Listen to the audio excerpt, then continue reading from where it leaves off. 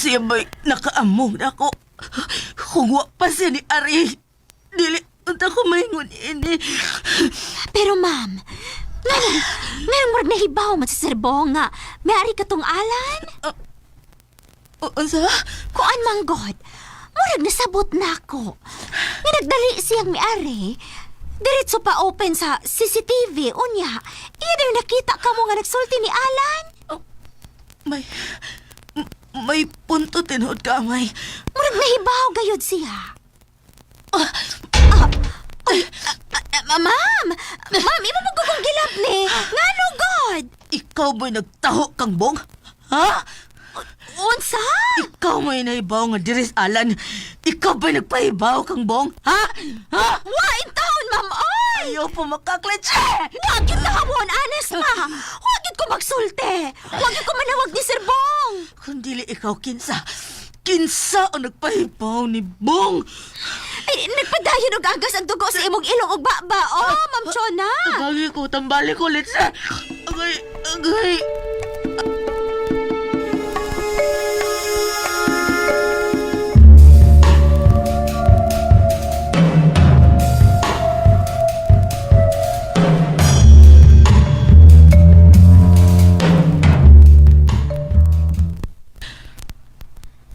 Nahuman na akong tambal ang imong nawong og simod, ma'am. Sa amin. Idolo lang sa amin. Kadiyot? Ay, diyarang sa amin, ma'am. Ay, Niborot ang imong simod, ma'am. mal. Medyo nahiwi sa't og gamay ang imong ilong. Unsa? Nagparitoke kasi mong ilong, ma'am. Hilong! Kalitse ni mo!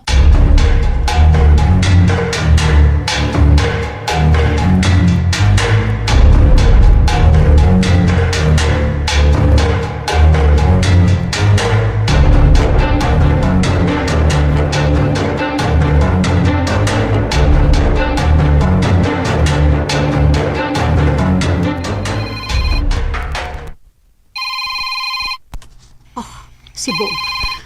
Hello? Hello, Apple. Kumusta, Bong? Split lagi. Usay mo ito may pasabot, ha, Bong? Gibanal na ko. Ha? Kinsa? Si Chuna. Mao pa. Di yun kalimod. Nakita na ko sa CCTV. Yang sultihan ay sinangalan. Ang amahan sa iyong anak. Pipi. OMG, kaluoy good. Kung nakihimo siya sa pagbuang kang alan. Pero diri na ko.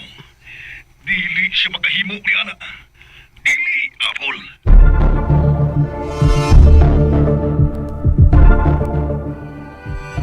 Untra kay na ko.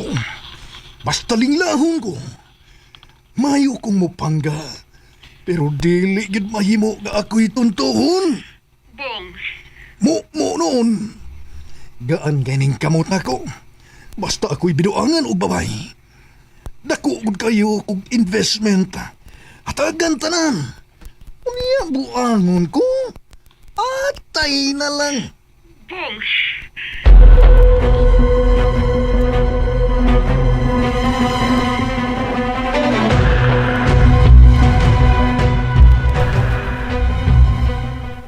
Na, kaubo na doon si Chona. Birisi. Dako na kay kag-uday. Unsa na resort ta? Oh. Wala ba kay nanawag? Minag ko dia. Mo nanawag.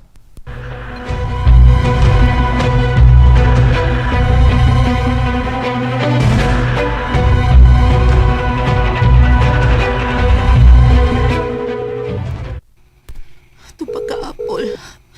Please, tubag ako. Hello, Chona. Apple, tabangi ko. Busy ko. Sorry. Bye. Shit! Ki-off niyang cellphone. Kahilas ba? Halit siya, Apple. Biset ka!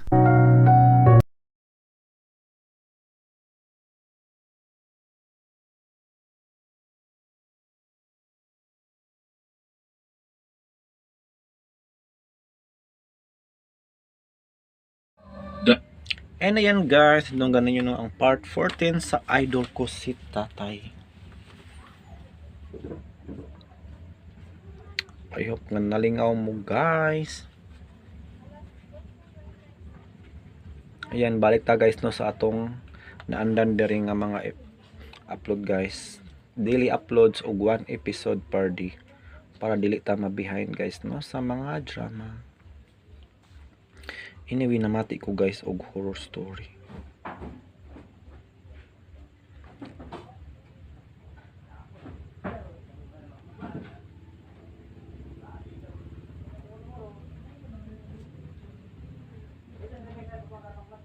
Dahil napakasipag ko daw na ba? From Ang Hukom Horror Story guys. Kalingaw ang iyang mga istorya guys. Aduna ni title nga Kwentong Aswang no. Pamatay o na to guys ang iyang storya.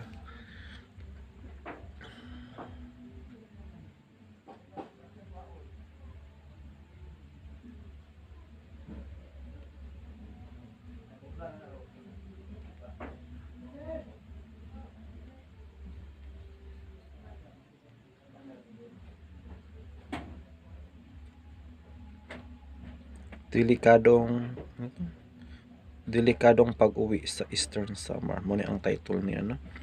From Ang Hukom Horror Story. Mapahiwatig na siya rin ay naapektuhan ng malalim.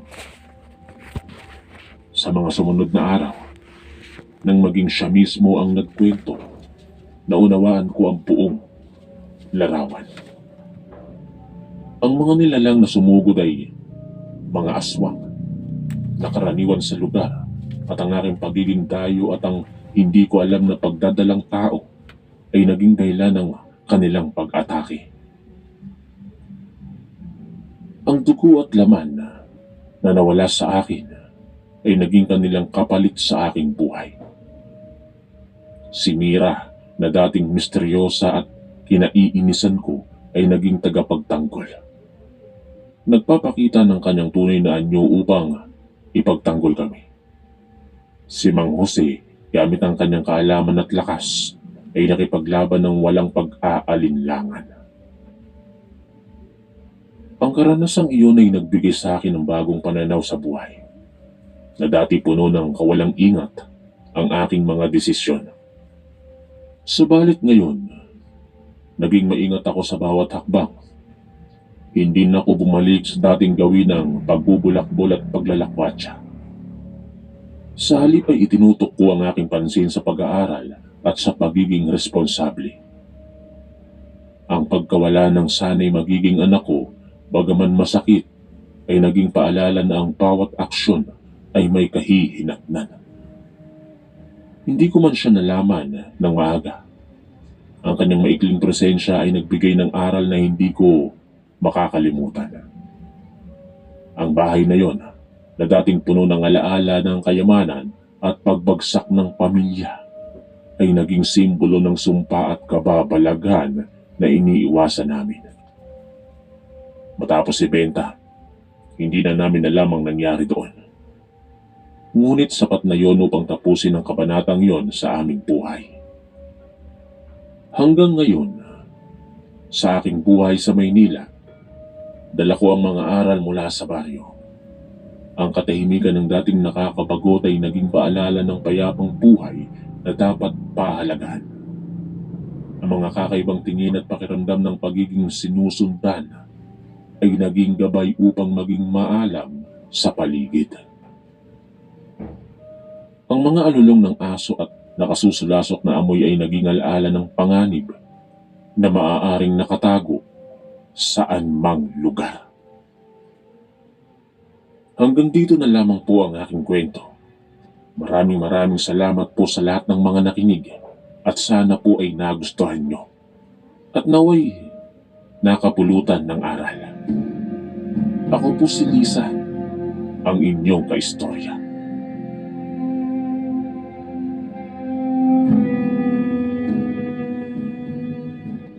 Magandang araw sa inyong lahat. Ako nga po pala si Maricar. At nais ko pong ibahagi ang aking kwento at karanasan tungkol sa mga aswang. Tawagin niyo na lang ako sa pangalang Marie, tubong Tanganae o Igorot, at lumaki sa pamumuhay na isang kahig isang tuka. Dahil ang mga magulang ko ay tanging magsasaka at sa dami naming magkakapatid ay hindi sapat ang kinikita ng aking mga magulang. Ako ay isang batang masunurin at masipag. Dahil sa murang edad ko noon, ay nagtitinda na ako ng sari-saring gulay sa kabahayan, minsan sa aking mga guro. Kahit napausan ako palagi at kusit-kusit ang aking uniforme, ay hindi naman ako nagpapalamang noon sa aming klase. Hanga sa akin noon sa kasipagan ko ang aking mga guro. Kaya naman nakala ng aking mga magulang, ako daw ang mag-aahon sa kanila sa hirap. Dahil napakasipag ko daw na bata. Dahil dito ay mas pinagbutihan ko pa ang aking pag-aaral. Dahil mahirap kung wala kang dalang 4 years degree. May discrimination talaga kapag mga ganito. Nagbebenta din ako ng mga merienda sa aming eskwelahan noon. At lahat ng kinikita ko ay binibigay ko kay mama. O kaya naman ay ginagamit kong pambili ng ilan sa mga kagamitan ko sa eskwela. Tuwang-tuwa nga sa akin yung mga guro dahil daw marunong na daw akong dumiskarte para sa sarili ko. 7 taon ako noong nagsimulang abusuhin ako ng sarili ko ding kamag-anak, ang pinsan ko. Dahil sa nakatira kami sa bahay kubo at maliit lang, ay tabi-tabi kaming magpipinsan matulog. Wala nang mga magulang ang aming pinsan dahil namatay ang mga ito nang madisgrasya sila sa kanilang sinasakyan. Mula noon ay magkakasama na kaming lumaki. Doon ako napatabi sa pinsan ko na si Kuya Nelson. 17 taong gulang na siya noon at doon naganap ang unang pang-aabuso niya sa akin. Akala ko dati ay normal lang yung pinapakita niyang pagmamahal. Hinahalikan ako at madalas kinakandong. Hanggang isang gabi ay nagulat ako dahil nilalaro niya ang maselang parte ng katawan ko. Sabi pa niya, ay huwag ko din daw ipagsasabi sa iba ang ginagawa namin dahil para sa amin lang daw yon. Bilang isang bata, ay naniwala naman ako kaagad noon kay Kuya Nelson. Tumayo ako at hinanap ang aking nanay at doon na ako tumabi. Kinabukasan, habang nagkakape ang lahat, ay nagsalita ang pinsan ko. Sabi niya sa nanay ko, "Tita, alam mo ba yang si Maricar? Nagising ako dahil parang nababasa ako sa higaan. Tapos nung kinapa ko, basa pala ang shorts niya." Sabi niya sabay kunwaring tumatawa. Kaya pala biglang tumabi sa akin to kagabi. Nako, ikaw talaga Maricar. Sabi naman ni Mama, maraming beses nangyari ang ginagawa ng pinsan ko dahil namulat ako sa salitang puro pagmamahal. Hanggang sa nagdalaga na ako ay patuloy pa rin ang ginagawa sa akin ni Kuya Nelson. Isang araw ay nagtapat siya sa akin ng kanyang nararamdaman.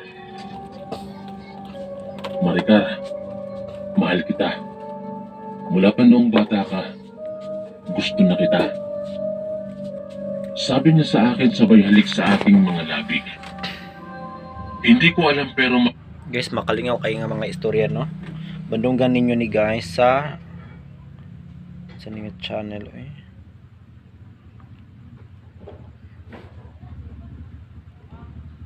Ang Hukom Horror Stories. Ako na yung tiwasan pagpamati guys, no? After ani guys ma-upload ang kining nga drama na paisa, no? Ang idol ko si Tatay.